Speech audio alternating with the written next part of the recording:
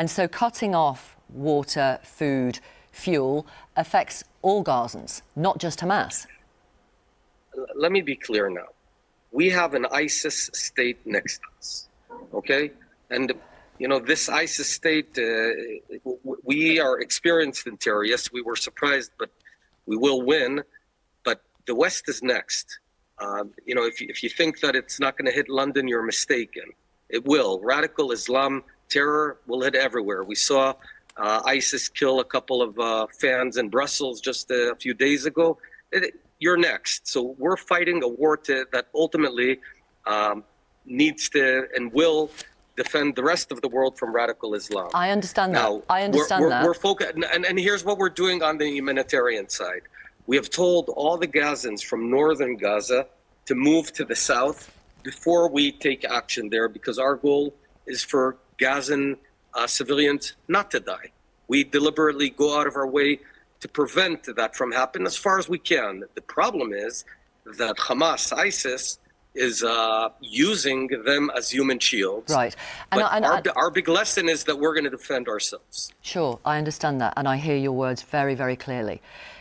You will know that the head of the UN and many others have said wars have rules. And forgive me if I quote some of the Geneva Convention to you. Article 43, basic rule: the parties to the conflict shall confine their operations to the destruction or weakening of the military resources of the adversary, and shall make a distinction between the civilian population and combatants, and between civilian objects and military objectives.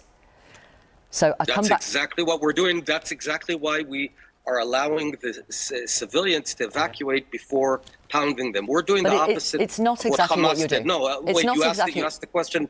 Would you let me answer? Go ahead. What Hamas, ISIS did is they entered roughly 30 communities. Whenever they can, they butchered babies. They burnt them alive. They pulled a baby out of pregnant moms and then beheaded the baby, beheaded the mom. They raped young girls. This is what we're dealing with.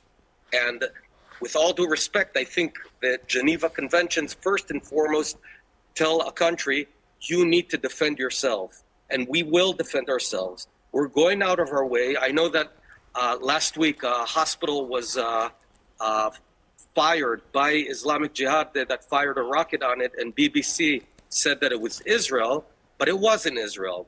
And I understand that BBC has taken a side of on the Gazan side, because all your questions are only about the Gazan civilians. That's not true. You haven't asked one question. That's not you haven't true. asked one question about those children. From the very beginning of this interview, you just are asking me about them. Mr. But Bennett, it seems that that is you not cared true. little about our side. Oh, it is. Mr. Bennett, I began by talking about the hostages. And what I'm asking you about now is... No, I'm not talking about the hostages. I'm talking about the babies that were murdered. And you keep on caring only about one side, but that is the BBC way. But let me tell you something. We're here protecting you. We don't need your protection. And if you think there's a balance here between two equal sides, then you are lacking moral clarity. And BBC, I must say, is lacking moral clarity. What you guys did last week, shame on you.